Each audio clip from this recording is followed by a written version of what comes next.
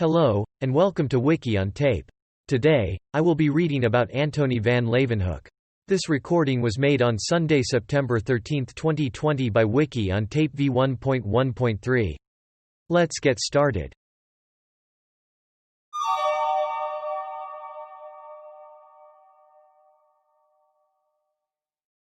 Summary. CTFM. Antonie Philips van Leeuwenhoek, Antonie van Leeuwenhoek, Hoek, Dutch, Antonie van Leeuwenhoek, listen, the 24th of October 1632 to the 26th of August 1723, was a Dutch businessman and scientist in the golden age of Dutch science and technology. A largely self-taught man in science, he is commonly known as the father of microbiology and one of the first microscopists and microbiologists. Van Leeuwenhoek is best known for his pioneering work in microscopy and for his contributions toward the establishment of microbiology as a scientific discipline.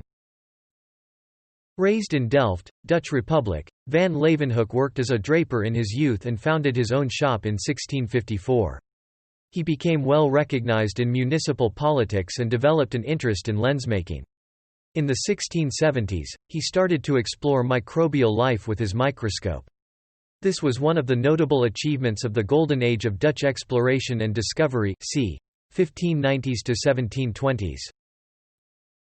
Using single-lensed microscopes of his own design, Van Leeuwenhoek was the first to experiment with microbes, which he originally referred to as dierkens, diertjes or diertjes, Dutch for small animals, translated into English as animalcules, from Latin animalculum equals tiny animal. Through his experiments, he was the first to relatively determine their size. Most of the animalcules are now referred to as unicellular organisms, although he observed multicellular organisms in pond water. He was also the first to document microscopic observations of muscle fibers, bacteria, spermatozoa, red blood cells, crystals in gouty tophi, and blood flow in capillaries. Although van Leeuwenhoek did not write any books, his discoveries came to light through correspondence with the Royal Society, which published his letters.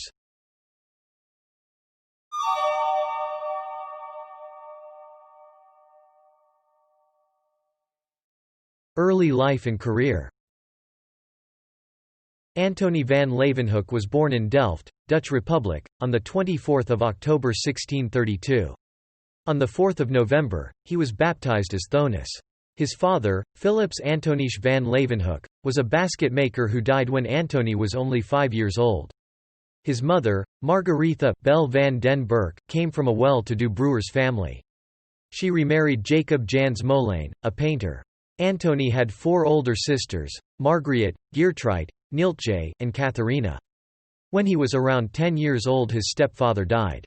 He attended school in Warmond for a short time before being sent to live in Benthausen with his uncle, an attorney. At the age of 16 he became a bookkeeper's apprentice at a linen draper's shop in Amsterdam, which was owned by the Scot William Davidson. Van Leeuwenhoek left there after 6 years. Van Leeuwenhoek married Barbara de May in July 1654, with whom he fathered one surviving daughter, Maria. 4 other children died in infancy. That same year he returned to Delft, where he would live and study for the rest of his life. He opened a draper's shop, which he ran throughout the 1650s. His wife died in 1666, and in 1671, van Leeuwenhoek remarried to Cornelia Swamius, with whom he had no children. His status in Delft had grown throughout the years. In 1660 he received a lucrative job as chamberlain for the Assembly Chamber of the Delft Sheriffs in the City Hall, a position which he would hold for almost 40 years. In 1669 he was appointed as a land surveyor by the Court of Holland. At some time he combined it with another municipal job, being the official wine gauger of Delft and in charge of the city wine imports and taxation. Van Leeuwenhoek was a contemporary of another famous Delft citizen, the painter Johannes Vermeer, who was baptized just 4 days earlier. It has been suggested that he is the man portrayed in 2 Vermeer paintings of the late 1660s, The Astronomer and the Geographer, but others argue that there appears to be little physical similarity. Because they were both relatively important men in a city with only 24,000 inhabitants, it is likely that they were at least acquaintances. Van Leeuwenhoek acted as the executor of Vermeer's will after the painter died in 1675.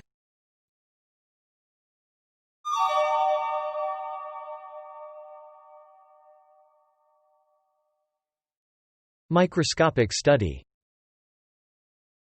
While running his draper shop, van Leeuwenhoek wanted to see the quality of the thread better than what was possible using the magnifying lenses of the time.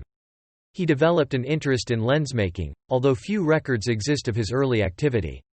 Van Leeuwenhoek's interest in microscopes and a familiarity with glass processing led to one of the most significant, and simultaneously well-hidden, technical insights in the history of science. By placing the middle of a small rod of soda-lime glass in a hot flame, van Leeuwenhoek could pull the hot section apart to create two long whiskers of glass. Then, by reinserting the end of one whisker into the flame, he could create a very small, high-quality glass sphere. These spheres became the lenses of his microscopes, with the smallest spheres providing the highest magnifications. Recognition by the Royal Society. After developing his method for creating powerful lenses and applying them to the study of the microscopic world, van Leeuwenhoek introduced his work to his friend, the prominent Dutch physician Reinier de Graaf. When the Royal Society in London published the groundbreaking work of an Italian lensmaker in their journal Philosophical Transactions of the Royal Society, de Graaf wrote to the editor of the journal, Henry Oldenburg, with a ringing endorsement of van Leeuwenhoek's microscopes which, he claimed, far surpass those which we have hitherto seen. In response, in 1673 the Society published a letter from van Leeuwenhoek that included his microscopic observations on mold, bees, and lice. Van Leeuwenhoek's work fully captured the attention of the Royal Society, and he began corresponding regularly with the Society regarding his observations. At first he had been reluctant to publicize his findings, regarding himself as a businessman with little scientific, artistic, or writing background, but de Graaf urged him to be more confident in his work. By the time van Leeuwenhoek died in 1723, he had written some 190 letters to the Royal Society, detailing his findings in a wide variety of fields, centered on his work in microscopy. He only wrote letters in his own colloquial Dutch, he never published a proper scientific paper in Latin. He strongly preferred to work alone, distrusting the sincerity of those who offered their assistance. The letters were translated into Latin or English by Henry Oldenburg, who had learned Dutch for this very purpose. He was also the first to use the word animalcules to translate the Dutch words that Leeuwenhoek used to describe microorganisms. Despite the initial success of van Leeuwenhoek's relationship with the Royal Society, soon relations became severely strained. His credibility was questioned when he sent the Royal Society a copy of his first observations of microscopic single-celled organisms dated 9 October 1676. Previously, the existence of single-celled organisms was entirely unknown. Thus, even with his established reputation with the Royal Society as a reliable observer, his observations of microscopic life were initially met with some skepticism. Eventually, in the face of van Leeuwenhoek's insistence, the Royal Society arranged for Alexander Petrie, minister to the English Reformed Church in Delft, Benedict Hahn, at that time Lutheran minister at Delft, and Henrik Cordus, then Lutheran minister at The Hague, accompanied by Sir Robert Gordon and 4 others, to determine whether it was in fact van Leeuwenhoek's ability to observe and reason clearly, or perhaps, the Royal Society's theories of life that might require reform. Finally in 1677, van Leeuwenhoek's observations were fully acknowledged by the Royal Society. Antonie van Leeuwenhoek was elected to the Royal Society in February 1680 on the nomination of William Kroon, a then prominent physician. Van Leeuwenhoek was taken aback by the nomination, which he considered a high honor, although he did not attend the induction ceremony in London, nor did he ever attend a Royal Society meeting. Scientific fame. By the end of the 17th century, van Leeuwenhoek had a virtual monopoly on microscopic study and discovery. His contemporary Robert Hooke, an early microscope pioneer, bemoaned that the field had come to rest entirely on one man's shoulders. He was visited over the years by many notable individuals, such as the Russian Tsar Peter the Great. To the disappointment of his guests, van Leeuwenhoek refused to reveal the cutting-edge microscopes he relied on for his discoveries, instead showing visitors a collection of average quality lenses. Van Leeuwenhoek was visited by Leibniz, William III of Orange and his wife, Mary II of England, and the burgemeester mayor Johann Heidekoper of Amsterdam, the latter being very interested in collecting and growing plants for the Hortus Botanicus Amsterdam, and all gazed at the tiny creatures. In 1698, Van Leeuwenhoek was invited to visit the Tsar Peter the Great on his boat. On this occasion Van Leeuwenhoek presented the Tsar with an eel viewer, so Peter could study blood circulation whenever he wanted.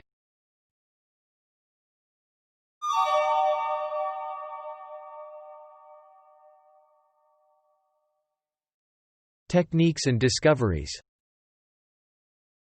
Antonie van Leeuwenhoek made more than 500 optical lenses. He also created at least 25 single-lens microscopes, of differing types, of which only 9 have survived. These microscopes were made of silver or copper frames, holding handmade lenses. Those that have survived are capable of magnification up to 275 times. It is suspected that van Leeuwenhoek possessed some microscopes that could magnify up to 500 times. Although he has been widely regarded as a dilettante or amateur, his scientific research was of remarkably high quality. The single-lens microscopes of van Leeuwenhoek were relatively small devices, the largest being about 5 cm long. They are used by placing the lens very close in front of the eye, while looking in the direction of the sun. The other side of the microscope had a pin, where the sample was attached in order to stay close to the lens. There were also 3 screws to move the pin and the sample along 3 axes, one axis to change the focus, and the 2 other axes to navigate through the sample. Van Leeuwenhoek maintained throughout his life that there are aspects of microscope construction, which I only keep for myself, in particular his most critical secret of how he made the lenses. For many years no one was able to reconstruct van Leeuwenhoek's design techniques, but in 1957, C. L. Stong used thin glass thread fusing instead of polishing, and successfully created some working samples of a van Leeuwenhoek design microscope. Such a method was also discovered independently by A. Masolov and A. Belkin at the Russian Novosibirsk State Medical Institute. Van Leeuwenhoek used samples and measurements to estimate numbers of microorganisms in units of water. He also made good use of the huge advantage provided by his method. He studied a broad range of microscopic phenomena, and shared the resulting observations freely with groups such as the British Royal Society. Such work firmly established his place in history as one of the first and most important explorers of the microscopic world. Van Leeuwenhoek was one of the first people to observe cells, much like Robert Hooke. Van Leeuwenhoek's main discoveries are Infusoria protists in modern zoological classification in 1674. Bacteria, e.g., large selenomonads from the human mouth in 1683. The vacuole of the cell. Spermatozoa in 1677. The banded pattern of muscular fibers in 1682. In 1687, van Leeuwenhoek reported his research on the coffee bean. He roasted the bean, cut it into slices and saw a spongy interior. The bean was pressed, and an oil appeared. He boiled the coffee with rain water twice and set it aside. Van Leeuwenhoek has been attributed as the first person to use a histological stain to color specimens observed under the microscope using saffron like Robert Boyle and Nicolaas Hartsoeker. Van Leeuwenhoek was interested in dried cochineal, trying to find out if the dye came from a berry or an insect. Van Leeuwenhoek's religion was, Dutch Reformed, Calvinist. He often referred with reverence to the wonders God designed in making creatures great and small, and believed that his discoveries were merely further proof of the wonder of creation.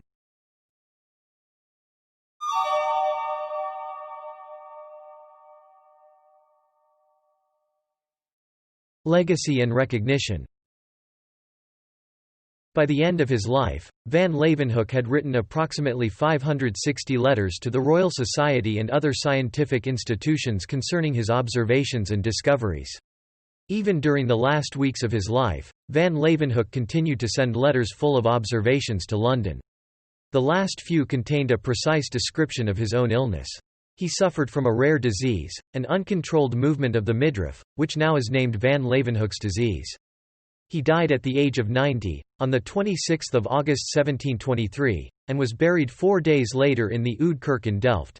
In 1981, the British microscopist Brian J. Ford found that van Leeuwenhoek's original specimens had survived in the collections of the Royal Society of London.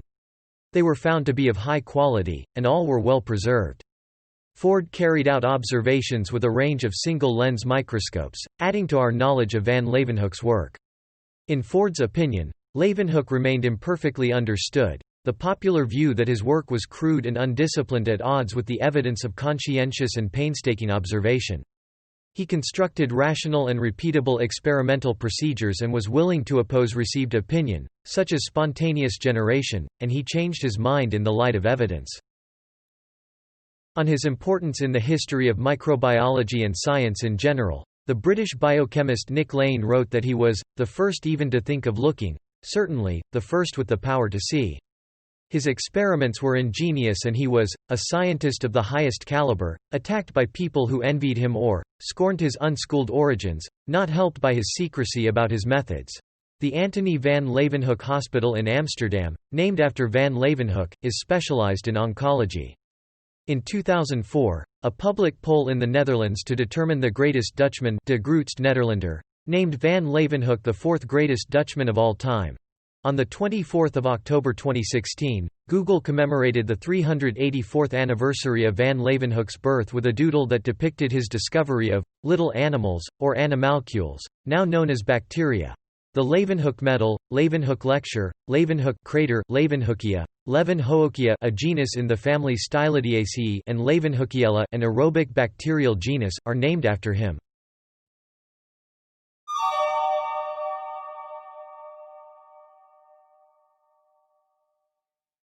Sources: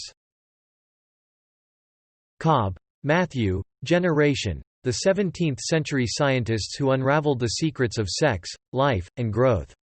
U.S., Bloomsbury, 2006. Cobb, Matthew, The Egg and Sperm Race, the 17th-century scientists who unlocked the secrets of sex and growth.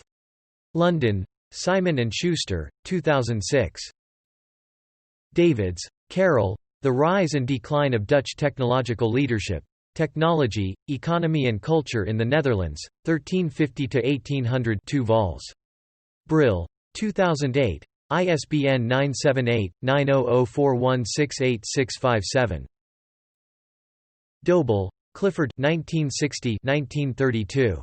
Antonie van Leeuwenhoek and His Little Animals, being some account of the father of protozoology and bacteriology and his multifarious discoveries in these disciplines. Dover Publications ed. New York. Harcourt, Brace and Company. Ford, Brian J. 1991. The Leeuwenhoek Legacy. Bristol and London, Biopress and Farron Press. Ford, Brian J. Single Lens, The Story of the Simple Microscope. London, William Heinemann, 1985, 182 pp. Ford, Brian J. The Revealing Lens, Mankind and the Microscope. London, George Harrap, 1973, 208 pp. Fournier, Marion, The Fabric of Life, The Rise and Decline of 17th-Century Microscopy, Johns Hopkins University Press, 1996, ISBN 978-0801851384. Weerde, Robert 2003. Giants of Delft. Johannes Vermeer and the Natural Philosophers, The Parallel Search for Knowledge During the Age of Discovery. Pennsylvania. Bucknell University Press. Mall, Warner 2003. Antonie van Leeuwenhoek. Onderzoeksportal, Research Portal. University of Amsterdam. Archived from the original on 18 February 2004. Retrieved 3 March 2016. Indeed, in this publication, Geen Eskundig Verhaal van de Algemeen Loopziekte. Vak, 1745. The author uses the work of Leeuwenhoek in describing the disease, draws some preliminary conclusions about the cause of the disease. He warns non-believers of van Leeuwenhoek to use a magnifying glass, and gives commentaries on the work of Antonie van Leeuwenhoek and his findings. Payne, Alma Smith 1970. The Clear Observer, A Biography of Antonie van Leeuwenhoek. London, Macmillan. Ratcliffe, Mark J. The Quest for the Invisible, Microscopy in the Enlightenment. Ashgate, 2009, 332 pp. Robertson, Leslie, Bakker, Jantian et al. Antonie van Leeuwenhoek, Master of the Minuscule. Brill, 2016, ISBN 978-9004304284. Ruisto, Edward G. 1996. The Microscope in the Dutch Republic, The Shaping of Discovery. New York, Cambridge University Press. Snyder, Laura J. 2015. Eye of the Beholder, Johannes Vermeer, Antonie van Leeuwenhoek, and the Reinvention of Seeing. New York, W. W. Norton and Company. Struik, Dirk J. The Land of Stephen and Huygens. A Sketch of Science and Technology in the Dutch Republic During the Golden Century, Studies in the History of Modern Science. Springer, 1981, 208 pp. Vok, Evert 1745. Een geneeskundig verhaal van de algemeen loopziekte, die te kampen en in de omgeligene streken heeft gewoond in, t jaar 1736 nevens een werk toekomstig, en natuurkundig beschrijving van de oorzaak. Uitwerking en genezing war in woord on getund, dat dezelf, waarschijnlijk, door bloed loos diertjes, beschreven in de werken van Antonie van Leeuwenhoek, het woord te wie gebrat, en door quick voor namentelijk, uit Gerweid, a work on a disease in the city of Kampen in 1736 caused by little animals. These bloodless animals are most likely the little animals described in the work of Leeuwenhoek, and they can be killed by treatment of mercury in Dutch. Haarlem, Van der Vin. p. 97. Retrieved 3 March 2016. Wilson, Catherine, The Invisible World, Early Modern Philosophy and the Invention of the Microscope. Princeton University Press, 1997, ISBN 978-0691017099. Thanks for listening to Wiki-On-Tape. I hope you drop by again sometime. Goodbye.